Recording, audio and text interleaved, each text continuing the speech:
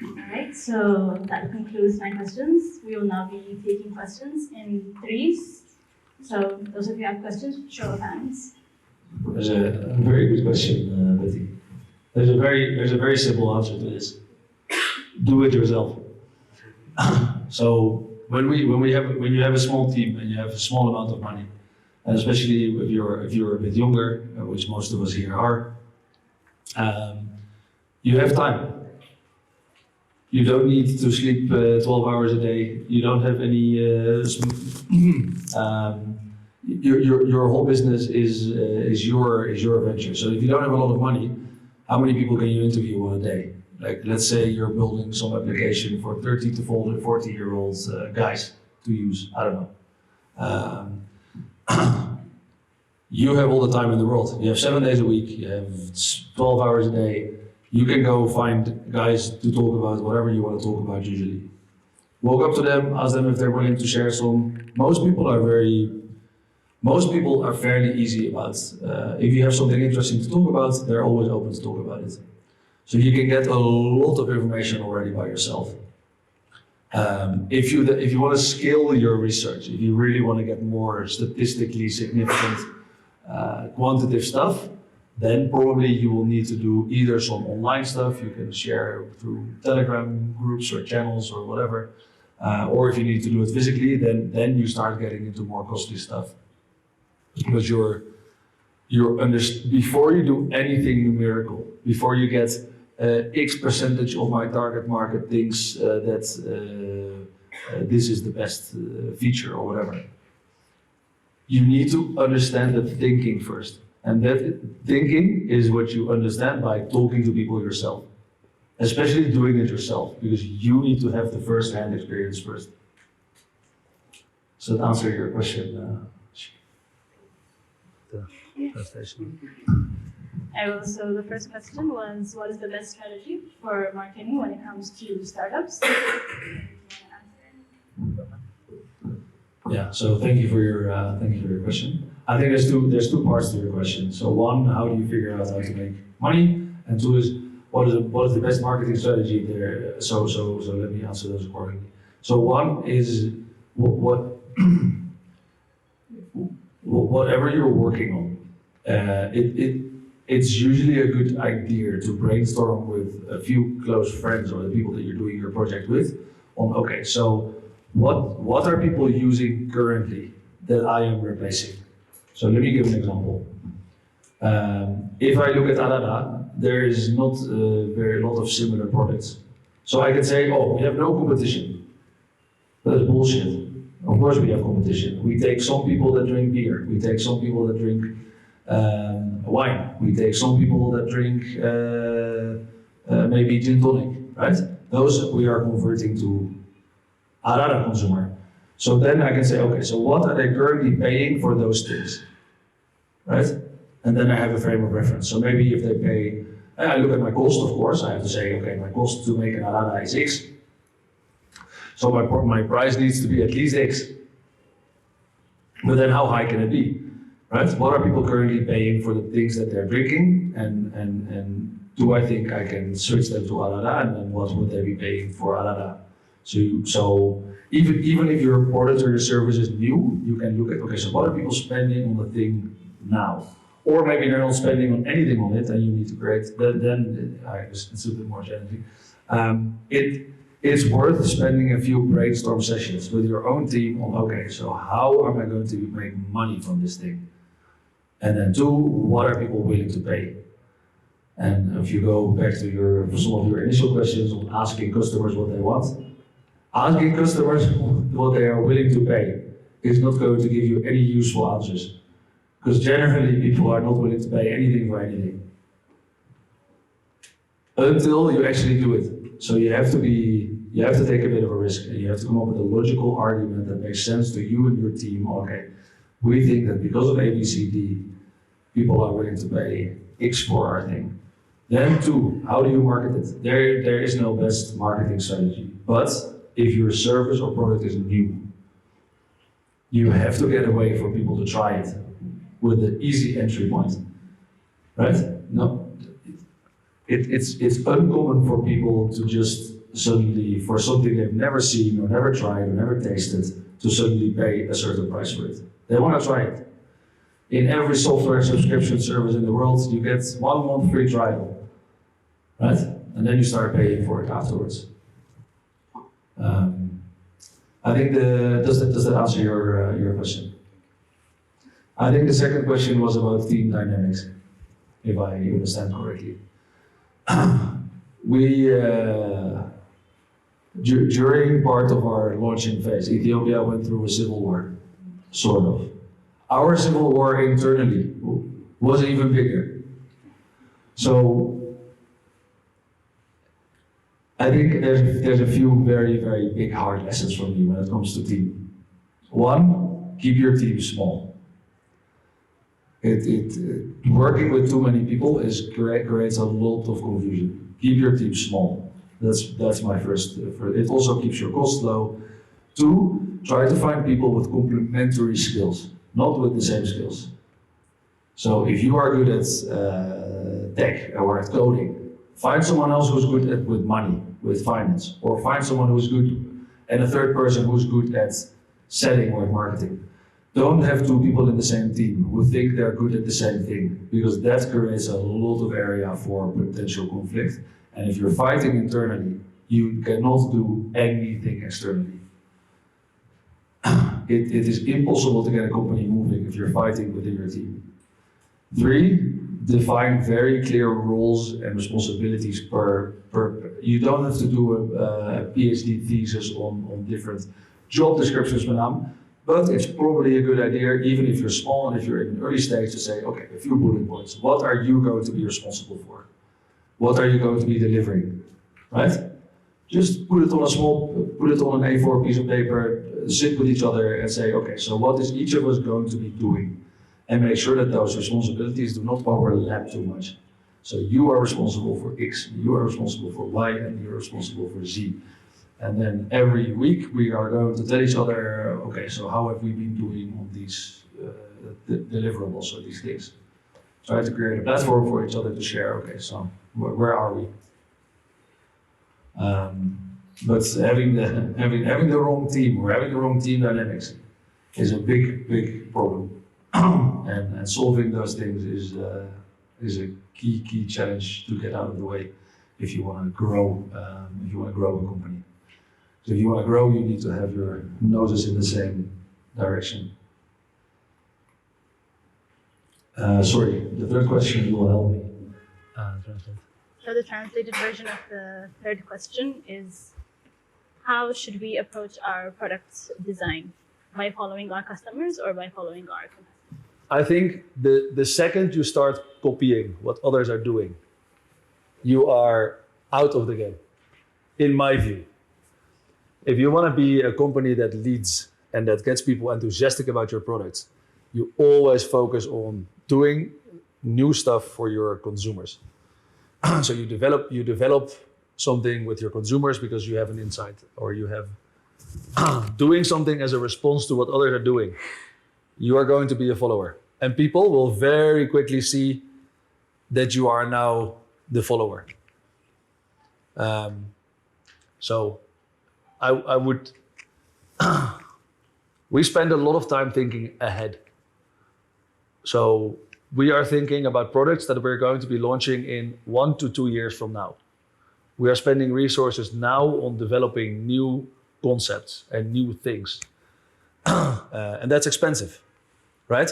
Why do we do that now if it's only 2 years down the line?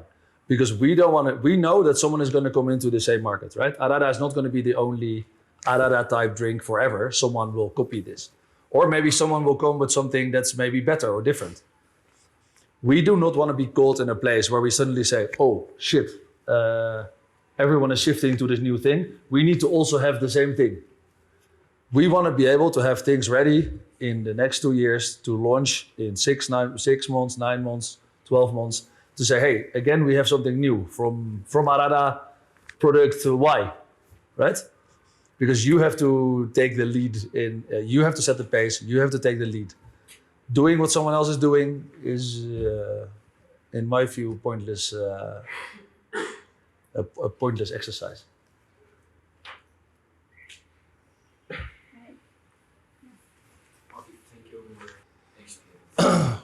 So, so the apple got the highest rating. So about 70% of all the people who tasted apple said they very much liked it, which is a high score. It's very, very good. That data, so we had a bit of an unfortunate timing because before we could complete our product development process completely, COVID came. So we had only done a sip test. What is a sip test? In a sip test, you give people a small quantity of the product just to taste. Now, apple is very nice in a small quantity. Do people really drink? For me, even I enjoy. I don't drink apple ever as a whole bottle or 2 or 3 bottles. The taste gets boring for me. But as a sip, I really like it, right? So you really have to go into whatever you're testing. You have to go into your data and see, okay, so what did I test? I tested if people like 50 milliliters of the product. But what am I selling? I'm selling people 4 bottles, right? That's 1.2 liters. So 50 milliliters and 1.2 liters is something completely different. So what I tested and what I'm selling are 2 different things. That's one. So how do you mitigate for that? One of the reasons we have 3 flavors is to mitigate that you don't know which one is going to work. If I would have launched 1 flavor, I would have looked at my data and say, oh, apple is the best. Let's go, apple, bicha. I would have had a big problem because I would not have had 80% of the volume that I have now. Apple is about 1/5 of our business. So what do? You launch a few more flavors. And maybe 4 would have been even better, or 5, I don't know. At some point you get into complications because then you have to manage 5 different SKUs, which is complicated for a whole bunch of reasons. So we decided on 3, but that's a risk mitigation measure. If you have any chance to do some different versions of your product, then you expose yourself to more different tastes, I guess. Most consumers in Ethiopia are price sensitive, especially now because inflation is very high. Basic life items have become 3-4 times more expensive over the past few years. That said, we still sell quite a lot of Arada, right? So we have our loyal consumers. It depends a little bit on who you're talking to.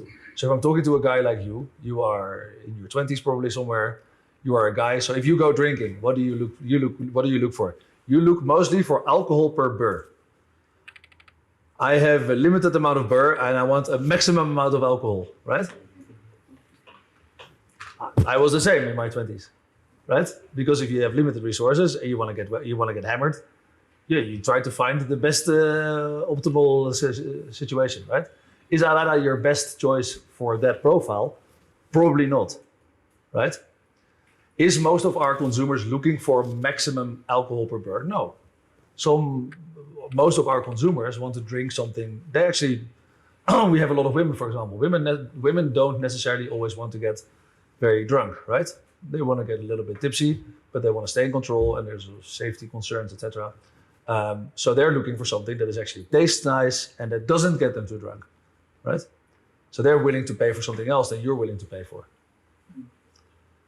So you have different consumer profiles or different wants and different needs for what are people looking for. Okay. You can take time to think about your questions. Meanwhile, we have 2 questions from our online audience. The first one is, are there any right questions to ask your customers to know their needs? Oof. I think it goes back to what I said in the beginning. Make your questions fairly probe people or give them different parameters. Asking very big open-ended questions to consumers in a research type of setting, or people to say, okay, so what do you think I should do? Or how do you think this tastes? If I give people an what do you think? You know what everyone says? Oh, it's good. Even if they don't think it's good. So what can I do with the information? Oh, it's good. Nothing. Minimum. It's worthless information to me.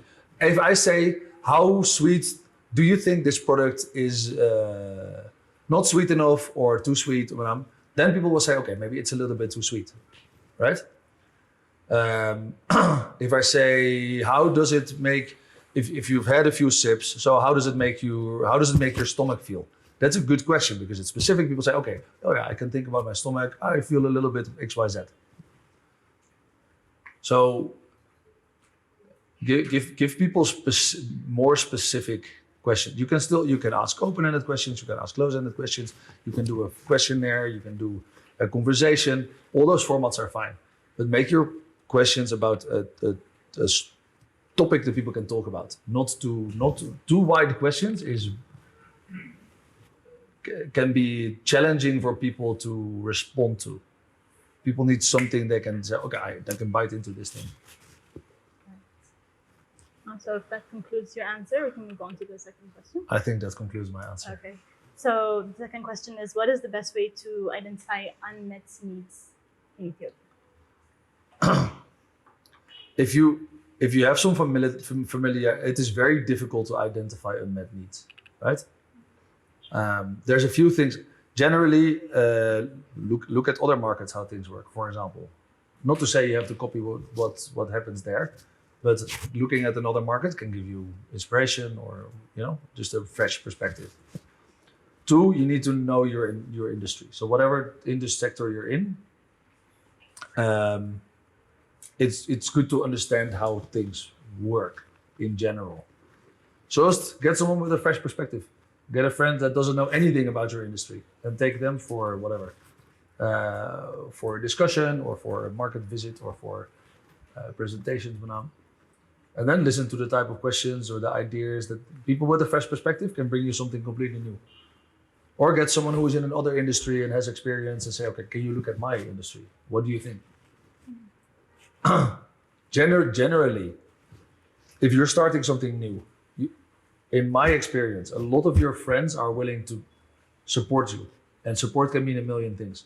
Maybe you need pick their brain, or maybe you need some of their time, or maybe they need some of their ideas, or maybe you want to brainstorm with them. There's a lot of early on in your business. Once you're making a lot of money, it's more difficult. It's more difficult. But in the beginning, a lot of your friends will help you. You can ask a lot of your community for different kinds of help. Does anybody else have any questions? I think in a way, all your challenges will be unique to you. But I think in my view and my experience, the challenges are usually categorizable. They are almost in 99.9% of cases around money, raising funding and generating revenue, coming up with a profitable business model. It depends on the sector. Doing effective marketing, coming up with good design and branding. The challenges are roughly depending on the sector, are roughly in 3, 4, 5 categories. I think really specific, unique challenges, sure there will be, but it depends really on the company and the sector. And the dairy sector has a challenge with the distribution of cold milk. That's specific to. It's unique. I don't have that issue. You probably don't have that issue either, right? So it depends.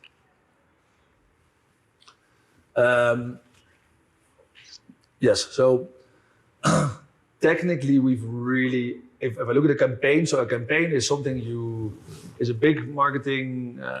The range of marketing activities that you do in a certain period of time with a consistent theme, right? So now we are doing Enjoy Your Na with Hannah and Tariq.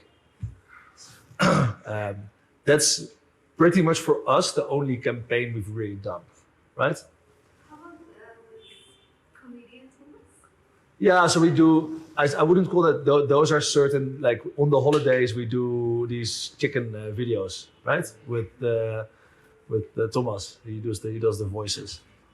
I wouldn't necessarily call that a campaign. It's a marketing tool or it's a marketing activity, but I wouldn't call it a campaign because it's not like it doesn't fall in like a specific period of time and consistent. I think in the digital space, so if we look at interactions and if we look at reach and if we look at page views and that sort of stuff, the Enjoy Your Now is really by far the most impactful marketing campaign that we've done. So it has, why is that? It has Hanan in it. She has 1.2 million followers on Instagram. We have 7,000, right? Two, it's sort of funny. We spend a lot of time and resources on producing high quality content, right? That takes a lot of time and it takes a lot of effort. So doing something impactful also, it's usually, it just costs you more to do. How do you come up with those things? I didn't come up with this, so I can't speak for this 100%. But I have learned in the past 9 years of my career that if you want to do something creative, go out of an office with a group of people, find a nice environment, somewhere green or somewhere in a nice house, living room setting or whatever, and spend a few hours on brainstorming. Have a drink halfway. Don't get hammered, because then you will forget everything. But have a drink or two and just come up with a few rules for brainstorming. Put your fucking phone away. Come up with a few rules. There's no impossible, madam. Do a few basic rules for your brainstorm that you all agree on, and write down the craziest ideas. Out of an office. This type of environment is not good for creativity.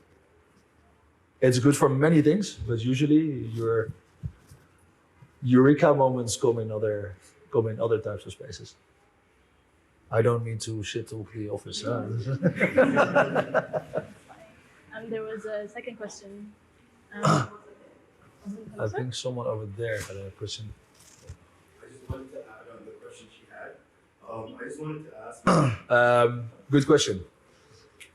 I think there's a few things that you need to have to allow yourself to be successful. So let me take distribution as a good point, right?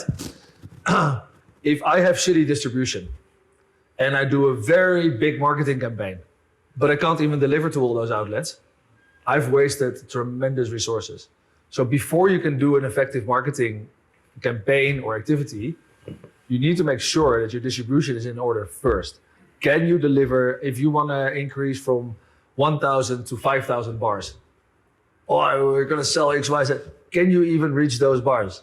Do you have enough trucks? Do you have enough people on those trucks? Are your systems working efficiently, right?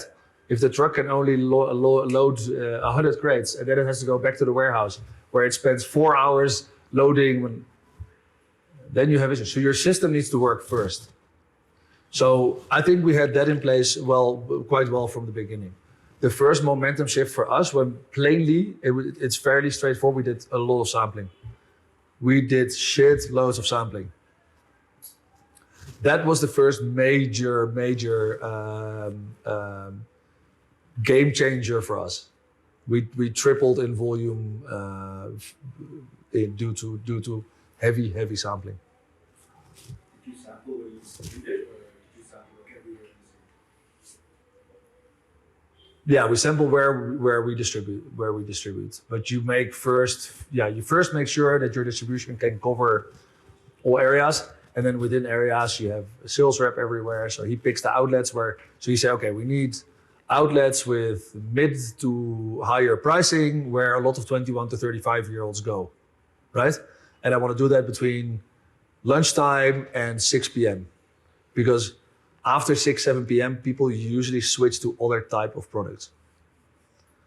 So then you come up with a whole list of outlets and then you start putting your resources in place to make sure that you can do all those sampling sessions in all those places.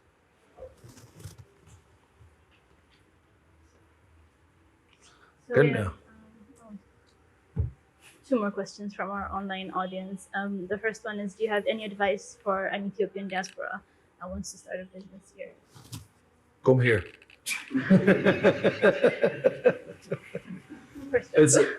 That's step one. Then you have to be here. So if you want to start anything new in Ethiopia, managing that remotely is borderline, in my experience and from many of those around me, is borderline impossible. If he does manage to figure out how to do that on a distance, then he has to let me know how. All right. So Or she, I don't know. Them. they them. Okay. Yeah. So the second one is, how do you approach a person to get help in the pre-startup phase? How do you approach a person? Depends on who that person is. It's a bit of a big question. I mean, friends, you can have go for a coffee or whatever. You have just talk about your idea. Let them pick on your thoughts. Linked, yeah. If you want, if you're looking for just maybe an example, we found we were looking for a product development expert, because coming up with this product formulation, no one is born with this, right? For Arada. So we went on LinkedIn. We looked for RTD, so this is the category of drinks, ready to drink. Back then, well, there was at least so we looked for an RTD expert, and we found a guy in South Africa. We sent him a message on LinkedIn, and he still works with us to date. So I think specific, if you're looking for specific expertises, LinkedIn is very, very useful. In my professional career, I have been very lucky to be part of two very successful companies. So Habesha Breweries started really well and is still doing really well. And now I'm with Arada, right? I was in those companies in very different roles. And Habesha, I was an employee, and I grew along with the company, and I was in some management at some point. But I wasn't taking any risk necessarily, because I'm not an owner in the company, I didn't invest anything in it. In Komari, I'm a co-owner, I've invested in the company, I've taken risk, etc. I've been lucky enough to not, or maybe it's not necessarily luck, but I've been into companies that have been very successful. Before that, I've always had jobs on the side, but I have never started something and failed. And I'm not saying that's bad either. I think you can learn a lot from starting a business that fails. And you can also learn a lot from other people that have started businesses that didn't work out for a million different reasons. I resigned from Habesha. I went on a 2-month vacation, and then I started Komari fresh from scratch. Is that your idea? Start this new business? No, it was a group. It was a group. No, we had our CEO back then was the main driver of the idea, right? To turn an idea into a business is where the hard part happens. So ideas are cheap, right? An idea is an idea. Anyone can have an idea. To turn an idea into a business plan and to then find investors to put money into your business, we had to find an investor to put in $6-7 million at the time in the middle of a state of emergency. So those are tough things. Anyway, it was our CEO back then that had the idea. She brought us together, and then together we turned the idea into a business plan. So question number 1, do we collect data? Yes. So twice a year we do what we call a brand health tracker. So we interview anywhere between 1,000 to 2,000 people in our target market, so 235, and we ask them a range of questions about Arada, whether they drink Arada or not. We want to know, so what are they drinking, what do they think, do they know Arada, what do they think about Arada, The last time we did this research in Addis, we found that 4 out of the 5 women under 30 says that Arada is their number 1 alcoholic drink of choice. So that resonates with your observations. The second group that we do well in is men under 25. So what happens if you look at especially men over 25 or men over 30 is that they go to beer, and then you start having a few issues or a few challenges with Arada. They think it's too sweet. So with age, your palate develops, right? It changes over time. That's one challenge. And 2, for men over 30, especially, they find Arada a bit feminine or childish, or the color palette doesn't really work with their ego and their whatever masculinity. So those are things that we see. The reasons differ depending on where you go. You know? That concludes the questions for the night. Thank you so much for coming, and thank you for sharing your knowledge with us. Have a nice week. Thank you.